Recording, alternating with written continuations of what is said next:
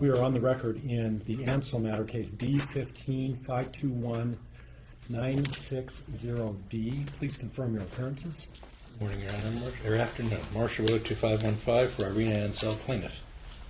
Good afternoon. With me is Lorraine Cole, Lorraine Cole, bar number. 11912. Good morning. Good afternoon. Annette Levy of Annette Levy and Associates on behalf of Non-Party Veterans in Politics, Inc., Steve Sanson and Sanson Corporation. My bar number is 12250. Good afternoon. Good afternoon. John Jones, bar number 6699, appearing on behalf of the defendant. Good afternoon. And I notice we have Mr. Roston here with us as well. Good afternoon. And who else is present? My name? Yes. Samuel Bailey. Okay. This is a sealed file. I have no problem if I don't know who it is or I have no why idea who this gentleman is. he's here. We don't know. he's a litigant. I'm assuming he's affiliated with Mr. Sanson. Yeah. He's a litigant before me, but listen, I have no problem. I want to be as transparent as possible. In fact, we'll get into that as I go through my decision. So, Well, this is a closed sealed hearing in a file. sealed case, and so I was going to ask the court for its directions relating to the Sanson discovery motions that have been consolidated with the pretrial. And if the court wants to hear them first, then they can be heard first, and then Mr. Sanson and his counsel can depart. If you want to hear them last, then I'd ask for them to be excused until we're done.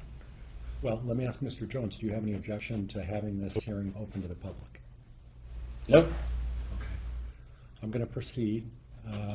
We have no objection either. Okay. All right. Let me swear Mr. Sanson in. If you'd please raise your right hand to be sworn. You do solemnly swear testimony about to give in this action shall be the truth, the whole truth, and nothing but the truth, so help you God. I do. All right, you may be seated.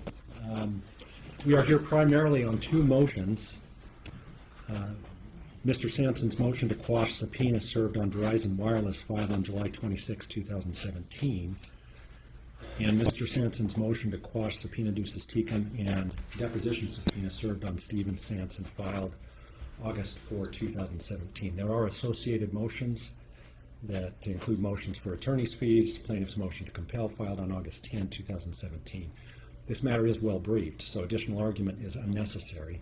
For purposes of establishing a record, however, I do have a few questions to ask the individuals here. I had anticipated if Ms. Ansell and Mr. Ansell were going to be present, there might be some questions for them as well, but it's my understanding neither party is planning on participating in these proceedings today. Ms. Ansell is in California at school, Try to call her if we want. I but don't. we could attempt to put her on the phone if the court wishes. Okay, it's not necessary at this point. First, let me ask Mr. Jones, what is defendant's position with respect to Mr. Sanson's motions? Well, frankly, Judge, I've found from day one the attempt to conduct discovery that's occurred with regard to Mr. Sanson to be something that probably wasn't even worthy of a response, frankly, because there's no legal basis. I tried to explain to Mr. Willick very clearly that the only reason Mr. Sanson was added to my witness list solely for the May 31 OSC hearing was because after you made your record on the 17th of May, I felt I needed to have the two people who you cited as possibly being improper attempts at influence by Doug Ansell tell you that Doug Ansell had nothing to do with the comments I made to you. Okay, so Kurt Lambeth was in the hallway for the entire May 31 hearing. When we were using up our time, I sent him home. He was going to tell you, I had no idea you were showing up at my house, so how would I have gotten instructions from Doug to try to say something to you? Similarly, I didn't know what Mr. Sanson would say, frankly. I haven't spoken to him about why he appeared in your courtroom or the conversations that you stated happened on the record. I just assumed that I asked my client, did you ask Steve Sanson to ever say anything to Judge Duckworth about your case? And he said, absolutely not. And I said, okay, well then I want Mr. Sanson to show up. I'll ask him 2 questions, and he can leave, because I felt with an order to show cause, particularly after, you drew certain conclusions in your May 17th sua sponte hearing that were very troubling to me, in that you reached conclusions without having anybody have an opportunity to present evidence on the issue. You drew a conclusion that Doug Ansell was taking action to try to influence you.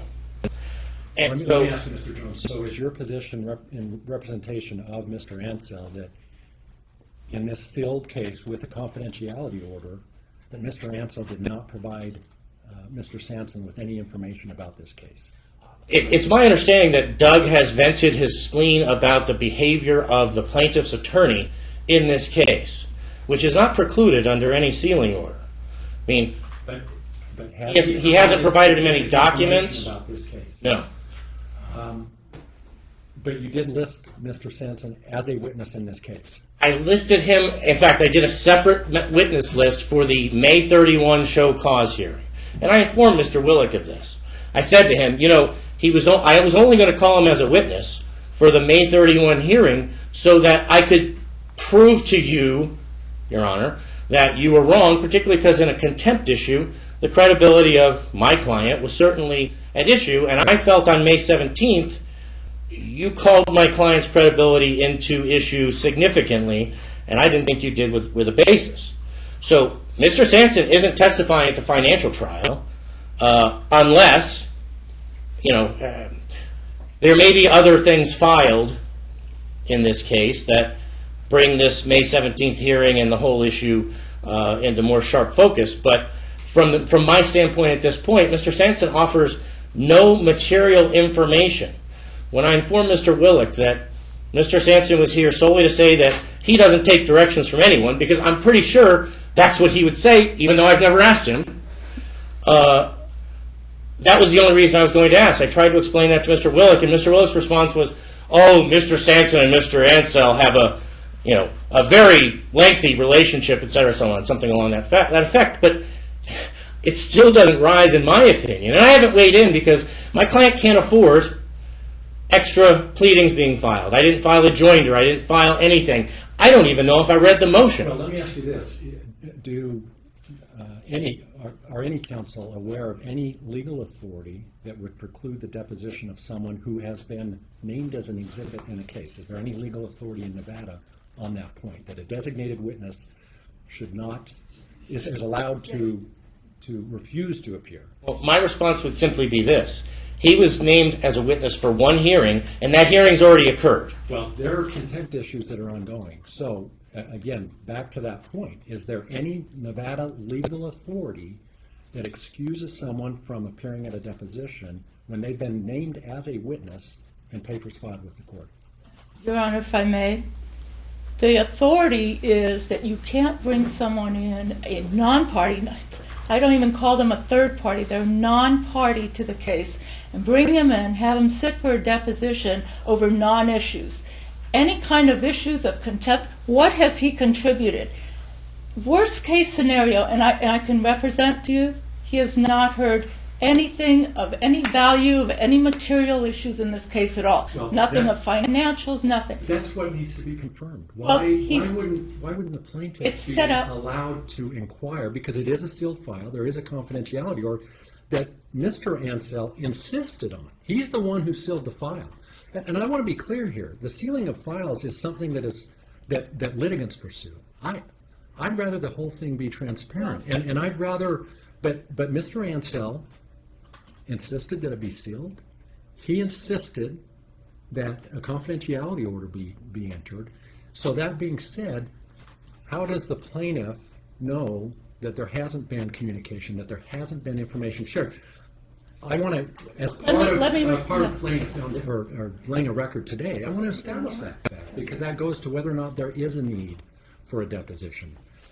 But I think to simply brush this under the rug and say there's an individual who has acknowledged in a sworn declaration that he did contact me personally outside of court with specific reference to this case. You're telling me today, as his counsel, that he had no information about that case. I don't know that. Until he testifies, I don't know that. The reference that was made to you was about Mr. Willick. Mr. Willick is suing Mr. Sanson, and he engages in the same, regardless. It would be the same equivalent of me bringing in every friend or acquaintance of Miss Ansell and having them testify that they were never told anything either. Well, It no, would but be the that- same thing. Let's say This he is the found point. something, if I may, please, Your Honor, just No, for the no, record. please. Let's say he found something out. How has that been made in any way public? How has that been a breach of anything? How does that relate to any issue in the case whatsoever? It doesn't affect financials. It doesn't affect anything. Mr. Sanson and Mr. Ansell have a free speech right. They have the right to talk. Even the sealing of this case was done improperly. And if brought into this case, we're going to challenge the sealing in the way it was done and have it unsealed. And we're going to bring this up You with know, the that was Supreme Mr. Court. Ansell's sealing. I'm sorry? Mr. Ansell wanted it sealed. I don't care who wanted it sealed. They have no relationship. And I'm going to get to that, because I appreciate that. And I want to get to the unsealing of the case, because I agree with you. I agree that it's in the public interest that we unseal this And case, so that under we the have full transparency. NRS, even if it's sealed, the pleadings are not allowed to be sealed, even as in a sealed case. There's no such thing as a gag order on a case, even in a sealed case. So even if the, And that was not part of the order in this case. There's for a some reason, confidentiality there's, order that Mr. Ansell insisted on, and your position is that, and I have no problem with that. well, if you have no I've problem read- with it, Your Honor, then let's say something was said, which it wasn't, but let's say something was said. How does it affect the trial? Well- Are you going to call someone up and say, by the way, did they mention Mr. Willick to you? Well, and How's that an listen, issue in the and case? I'm going to get to that, but I need to understand, you're making that offer, I want to hear from Mr. Sanson as to whether or not there was anything discussed about this case, because it ties into how I approach this case. But do you acknowledge that he cashed the witness check? I'm sorry? Did Mr. Sanson cash the witness check and not show up for his deposition? I don't understand what you're He saying. received a $26 witness check, decided I'm not going to show up. Mr. I know it's a small Willick, amount, because but did he? Mr. Willick was ordered to pay Mr.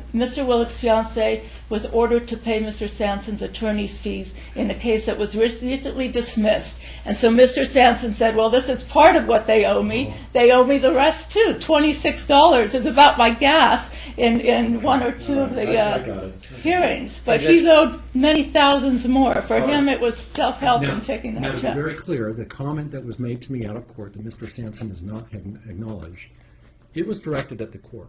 It involved Mr. Willick, and I get the fact that there's litigation ongoing. And in this case, should not be about fostering or advancing that separate litigation. That's not what this case is about. This is between Irina Ansell and Douglas Ansell.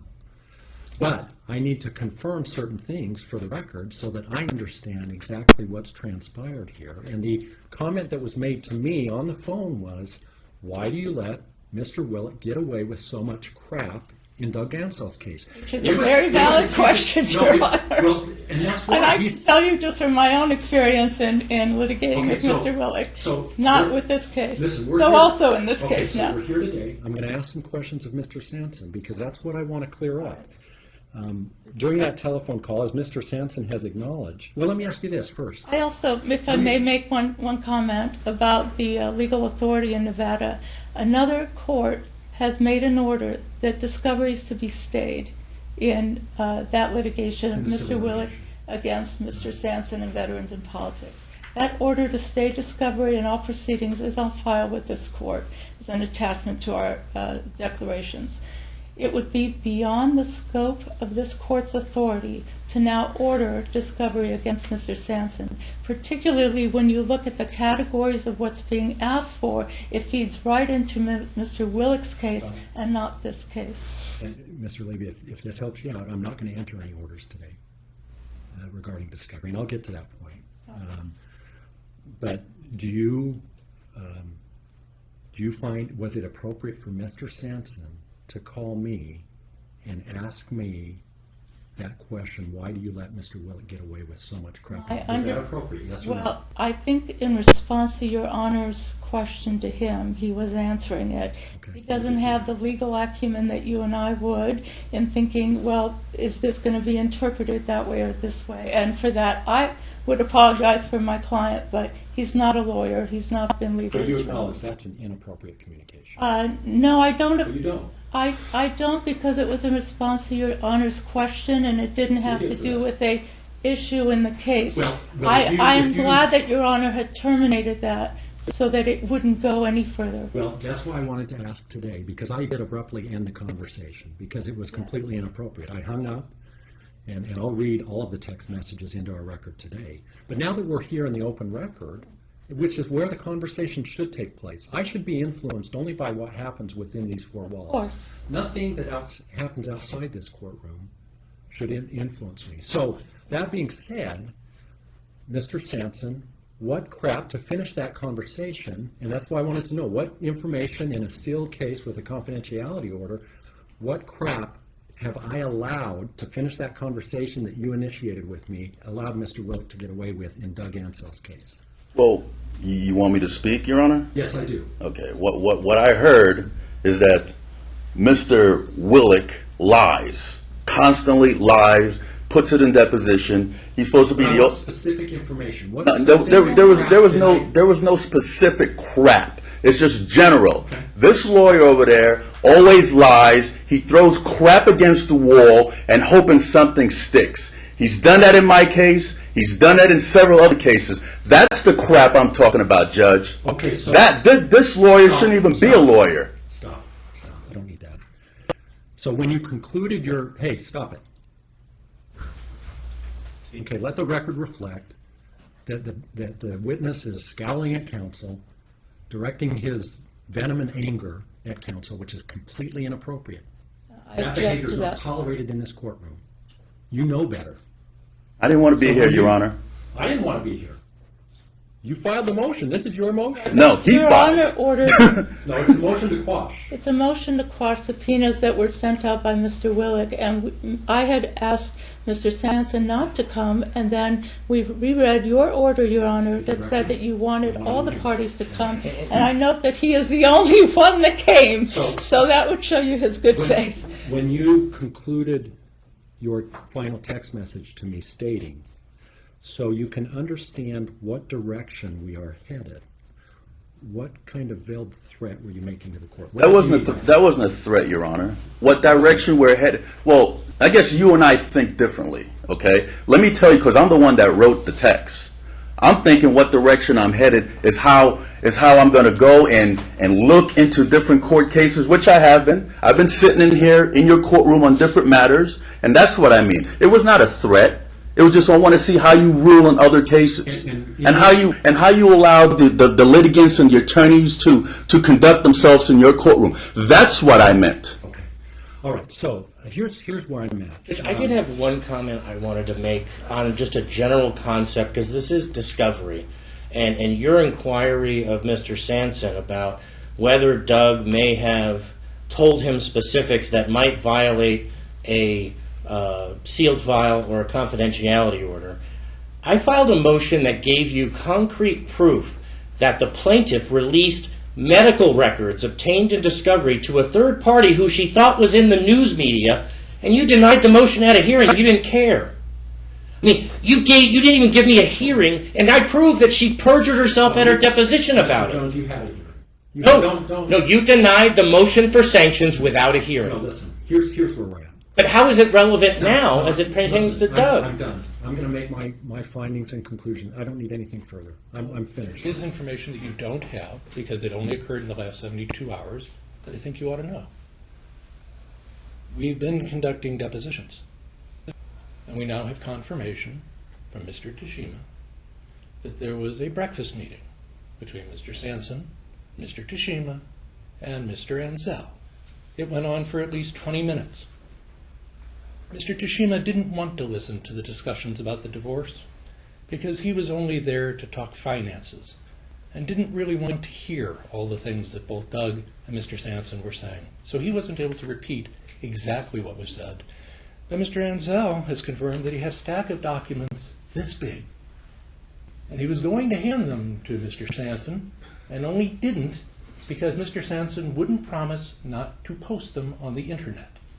And he didn't want that to happen to the documents that he brought to the meeting to discuss Mr. Sanson. This is There was no perfect document. This is, example. just wait. This is exactly what I I'm want you talking to wait about. for- This is This what guy's a we're talking liar. about. This is it.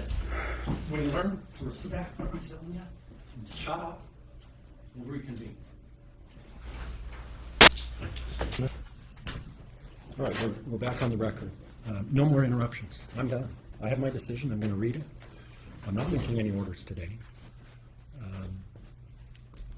And there's been discussion about Mr. Tashima involved. I've disclosed, in fact, that hearing after the telephone call occurred, I commented on the fact that Mr. Tashima is my direct ecclesiastical leader. That's created some discomfort for me personally.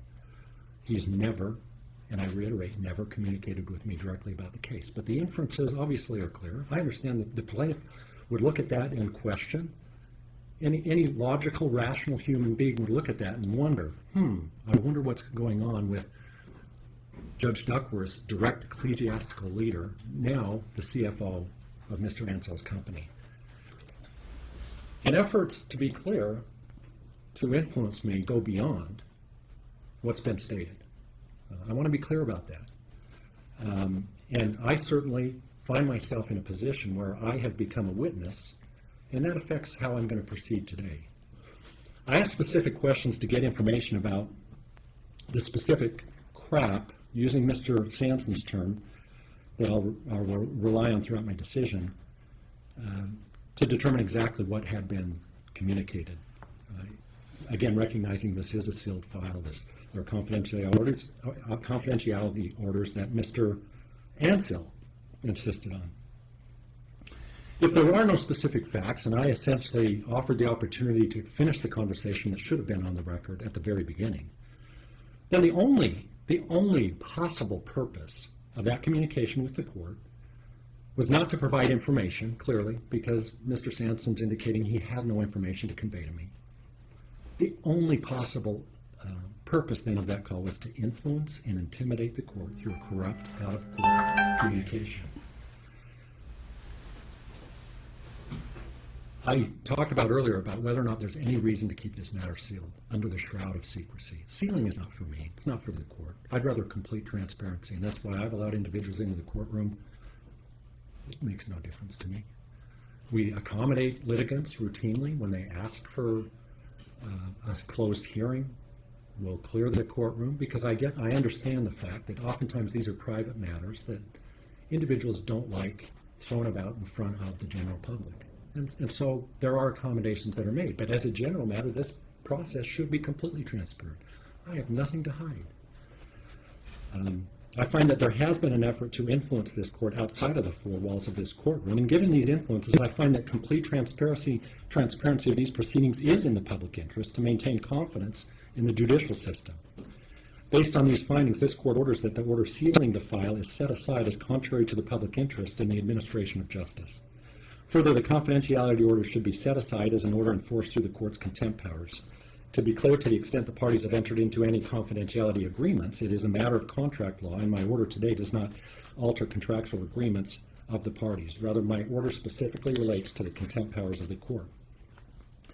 Mr. Sanson argues that his organization exposes public corruption and injustice. Further, despite the fact that Mr. Ansell designated Mr. Sanson as his witness, Mr. Sanson states with emphasis that neither he nor his organization, quote, have anything to do with this case. To reiterate for the record, Mr. Sanson has intentionally interjected himself into this matter by communicating with me outside of court. In May 2017, this court, sua sponte, scheduled a hearing after receiving communications outside of court that were attempts to influence the court in this case. For sake of transparency, I scheduled the hearing immediately to disclose on the record the nature of those communications. At the May 17, 2017 hearing, I stated for the record that within the past week I received communication from Mr. Sanson requesting that I call him. Over the past 9 years, and I related this at the hearing, and it's been quoted, I've spoken with Mr. Sanson on occasion, appeared on his internet program on one occasion, and have chatted with him at various functions. I've been told that from time to time he has written scathing materials about colleagues. I even heard recently, at that time in May, that he had declared war on the family court, and I mentioned that to him in jest the last time I saw him. And again, this is dating back to my May statement. Although our communications are neither routine or common, they have been cordial and never involved a pending matter before me. Thus, I had no reason to believe that this request to talk to me would be any different. Our telephone conversation began with Mr. Sampson telling me, as he had told me before, that he thought I should be the presiding judge. He's told me that a number of different times. It's hard to believe within a matter of 24 hours, injustice is rampant. It's duplicitous. Then, without any prompting or specific question, Mr. Sampson asked me, not in answer to any question, he asked a question, why do you allow Mr. Willett to get away with so much crap in Doug Ansell's case? Immediately shocked beyond belief that a pending case was even brought up by someone I trusted knew better, I immediately told Mr. Sampson that I could not talk about the case, and I ended the call. For sake of completeness for the record, Mr. Sampson's telephone records and my telephone records will confirm the following in terms of text messages and calls. On May 11th, and these dates are important, May 11th at 8:20 p.m., Mr. Sampson texted, "Judge, I need to speak to you." Close quote. On May 12th at 6:52 a.m., I texted in response, quote, "What do you need to talk about?" That was my question. What do you need to talk about? Close quote. To which Mr. Sampson responded on May 12th at 9:29 a.m., quote, "Call me at your convenience or we can grab a cup of tea," close quote. Thereafter, I called Mr. Sampson, again, unsuspecting of what was going to be discussed. On May 13th was the date of the telephone call. Again, the call began with pleasantries, "I think you should be the presiding judge," and then without any prompting, the question was posed as to why I allow Mr. Willett to get away with so much crap in Doug Ansell's case. Immediately after the call ended, I texted Mr. Sampson the following, quote, "Please do not ever talk to me again about a pending case before me. I hold you in higher esteem than that. I'm sorry to end the call so abruptly. My integrity means too much to me than to be influenced by others outside of the courtroom, and it shakes the very core of our system when anyone communicates with a judicial officer in this fashion. It simply cannot happen. I know that you know that, and I have always trusted your judgment in that regard," close quote. Mr. Sampson's immediate text response reads, quote, "You asked me a question because of our relationship. I gave you my honest answer. So you can understand what direction we are headed," close quote. Now, in his omnibus supplemental declaration, Mr. Sampson alleges that on May 11th, he was, quote, "court monitoring various family courtrooms, including that of Judge Duckworth." Again, that date becomes very important, May 11th. When Mr. Sampson says that he was court monitoring, what he means he was calling and recruiting disgruntled litigants without any regard for the truth. After all, why let the truth get in the way of a good story? True justice requires the participation of all parties involved in litigation. It is easy to form opinions when you just speak with one party. That's easy. Never getting the other side of the story. As Mr. Sampson conceded in this case, he doesn't check with the other party to ascertain if there's another side to the story that has been spoon-fed to him by the disgruntled litigant. He acknowledged he's never met Ms. Ansell, and although he proclaims to have no ill will towards her, he couldn't care less her views of the crap she perceives Mr. Ansell and Mr. Jones have engaged in this I'd like case. to object to this entire colloquy, which is based on assumptions and is absolutely wrong. It's based on Okay. evidence not presented, Counsel, you can make your record. lack of foundation. I'm reading, basically reciting what Mr. No, Sampson you're stated. He interpreting acknowledged- that, he acknowledged saying he's he never has met- not looked into the case, and that's not true. Well, it's a sealed case, and if there's a No, confidentiality, no, so in you're saying general, he does have information no. about the case, counsel? What I'm saying is, in general, when he publishes articles, he does look into pleadings that are filed if they are open, and he does look into it. It is not true that he simply speaks to one party Well, and then writes an article. That Does is he- absolutely not Is he true. aware that Mr. Ansell was the prevailing party in the custody dispute? He asked for joint legal Irrelevant. He doesn't know anything about this case. Well, did he look into that? Did he know that of all the parties who were aggrieved of probably what most litigants would say was the most important issue, the most significant issue in the case, that plaintiff was the losing party? She didn't want joint legal, joint physical custody. That's what Mr. Ansell, so did he look into that? No, he didn't. I don't need an answer to that, counsel. Will it, Your Honor? So despite knowing the full facts of the case, Mr. Sanson declares that there has been an injustice, that I've allowed crap. To be clear, both parties clearly understand, given the long history of this matter, that they have engaged in, to borrow Mr. Sanson's term, crap during this case. I repeatedly have chastised both sides of engaging in a practice of hyperbole and exaggeration throughout this case. And both sides understand and clearly know that. Getting back to Mr. Sanson's sworn affidavit, he states under oath that during a break on the morning of May 11th, he spoke with me in my courtroom. He further states that under oath that I had asked him a question about how I was doing, as if that is something that's significant to me, that I should care about what the perception is outside of the courtroom. I acknowledge that there was an exchange about this war on family court. I don't recall anything else about the conversation, nor does my staff. What's important here is the timing. That's what's critical here, the timing of Mr. Sanson's declaration and the false narrative he attempts to perpetrate. He would like me and anyone who reads his declaration to believe that I initiated the dialogue with him on the morning of May 11th, the same day that the text message confirmed that he asked me to call him. He wants to create a false perception that the ultimate telephone call was somehow related to a question I posed on the same date as in his initiating text message. In this way, he could justify in his mind that he was simply answering my question. Mr. Sanson's entire factual premise is a false narrative. In truth and fact, this entire narrative that his statement was connected to a question I asked and that somehow I initiated the entire conversation on May 11th is a factual impossibility. I was not even in court on May 11th, 2017. May 11th, if you look at your calendar, is a Thursday. Thursdays are my chamber calendar days. I never enter the courtroom. It was Thus, in there was chambers, Your not an Honor. initiating conversation on the date that he initiated contact with me. Now, this is not a matter of, oops, I got the day wrong. The entire narrative is premised on the fact that Mr. Sanson's text message was in response to a question that I posed earlier the same day, and it didn't happen. That it was part of an ongoing conversation that I would have had a connection to or understood what was being asked. The reality is that the way he has described it is a factual impossibility. In fact, I had my staff check all the hearings that took place on the Monday, Tuesday, and Wednesday preceding the day in which Mr. Sanson claimed there was a conversation. And although any conversation would be off the record, look to see if Mr. Sanson was in the gallery at the beginning or conclusion of any of those hearings. And there was no indication. That's not something I verified myself.